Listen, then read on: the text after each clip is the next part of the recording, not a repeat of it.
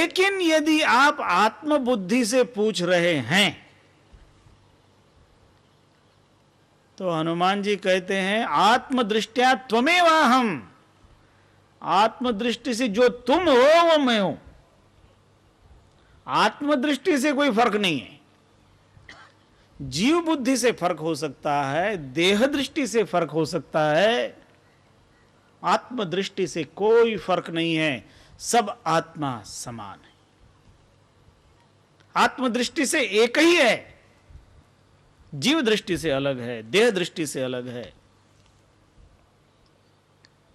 तो उस तरह से जब आत्मदृष्टि आती है तब भेद नहीं है। भेद स्थूल होते हैं। इसलिए जो मूल है वो मूल है आत्मा, और वहां पर कोई भेद नहीं। वहां पर तो फिर गुरु और चेला भी भेद नहीं है।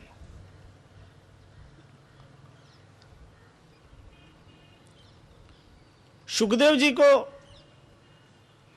राजा जनक के पास जाना पड़ा ज्ञान पाने के लिए। राजा जनक के पास जब सुखदेव जी गए तब राजा जनक ने सुखदेव जी से कहा कि आप मेरे पास ज्ञान पाने आए हो तो पहले दक्षिणा जमा करो। क्या कहा? पहले गुरु दक्षिणा दे दो, फिर मैं आपको ज्ञान दूंगा। आज के जमाने में फी पहले नहीं ली जाती, उस जमाने में मांगी जाती थी।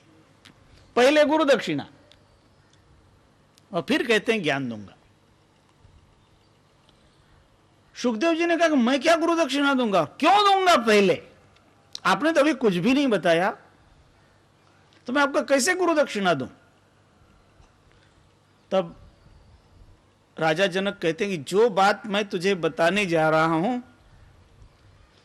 उस बात को जब तुम जान जाओगे तब तुम कहोगे कि जो तुम हो मैं हूं, जो तुम हो वही मैं हूं।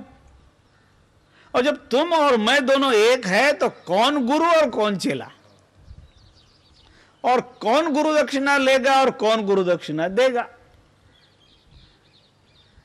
इसलिए कहा राजा जनक ने कि पहले मुझे गुरु दक्षिणा चाहिए। तब सुखदेव जी ने पूछा अच्छा मैं क्या दूं? मैं तो लंगोटी वाला आदमी हूं, त्यागी थे, अवधूत। कि मैं क्या दूं, मेरे पास क्या है? कहा कि चाहो तुम दुनिया भर में देख लो और दुनिया में जो सबसे निकम्मी चीज है वो मुझे गुरु दक्षिणा में दे दो। जो दुनिया में किसी के काम की कोई चीज ना हो वो तुम मुझे गुरु दक्षिणा में दे दो। सुखदेव जी गुरु दक्षिणा खोजने के लिए निकले कि ऐसी कौन सी चीज है जो बिल्कुल काम की नहीं है, किसी काम की ना हो। और ऐसी चीज को खोजते खोजते चीजों को देखने लगे। एक जगह देखा कि घर में से कुछ लोगों ने झाड़ पोंछने के बाद जो कचरा निकाला था ना, वो कचरा बाहर फेंका था। तो सुखदेव जी ने सोचा कि देखो ये इन लोगों के काम का नहीं है, इसलिए नकामी चीज है, इसलिए ये चीज लेके गुरु जी को दे दें।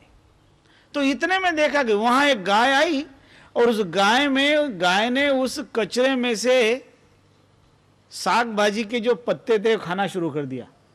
कह रहे ये तो गाय के काम में आ गया, ये नकाम बिल्कुल बेकार नहीं। आगे बढ़ा, आगे बढ़ते बढ़ते ऐसी वस्तुएं खोजता रहा जो बिल्कुल बेकार की लगती हो, और वास्तव में उसे कोई भी बेकार वस्तु नहीं मिली। यहां तक कि विष्ठा, टट्टी भी, उसने सोचा ये बेकार है, तो टट्टी को आवाज फूटी कि कैसे तुम मुझे बेकार मानते हो? अरे मैं अभी थोड़े समय पहले तो अन्न के रूप में थी, ये तो तुम जैसे आदमी ने खा के मुझे खराब कर दिया, और अभी भी मैं बेकार नहीं हूं, क्योंकि अभी भी मैं किसी वृक्ष के जड़ में जाकर उसके लिए खाद बनूंगी और फिर वहां से फल का प्राकट्य होगा। अभी भी बेकार नहीं। सुखदेव जी सब तरफ घूम कर आए, कहीं उसको कोई बेकार चीज नहीं मिली। तब अंत में उन्हें ज्ञान हो गया। ओहो हो, मैं ये समझता था कि मैं जानता हूं, और ये जो मेरा ये भाव था कि मैं जानता हूं, मैं अवधूत हूं, ये जो मेरा अहंकार था ना, ये सबसे बेकार यही है। और गुरुजी कह रहे हैं कि तुम अपना ये अहंकार मुझे गुरु दक्षिणा में दे दो। और वास्तव में गुरु शिष्य से जब उसका सिर मांगता है ना, तो उसका मतलब ही है, कहता है कि तुम अपने अहंकार को मुझे दे दो। क्योंकि सबसे बेकार की चीज है वह अहंकार, घमंड। इस घमंड से किसी का भला नहीं होता है। इसी घमंड के कारण तो घर टूटते हैं। इसलिए ये बेकार तत्व, गुरु ने उसको स्वीकार कर लिया।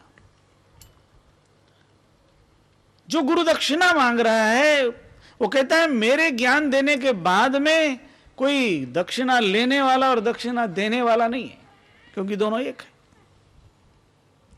आत्मदृष्टि से देखने पर यह सारा संसार एक है।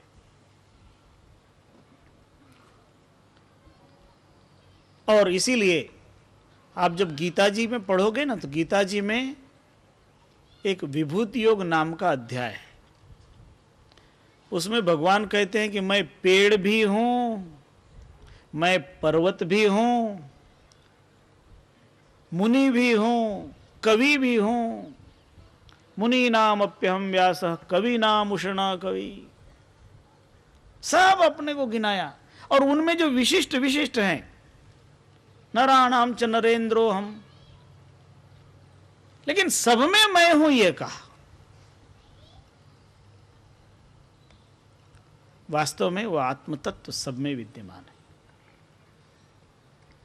क्योंकि उसी की सत्ता से ही इस जगत की सत्ता चलती है।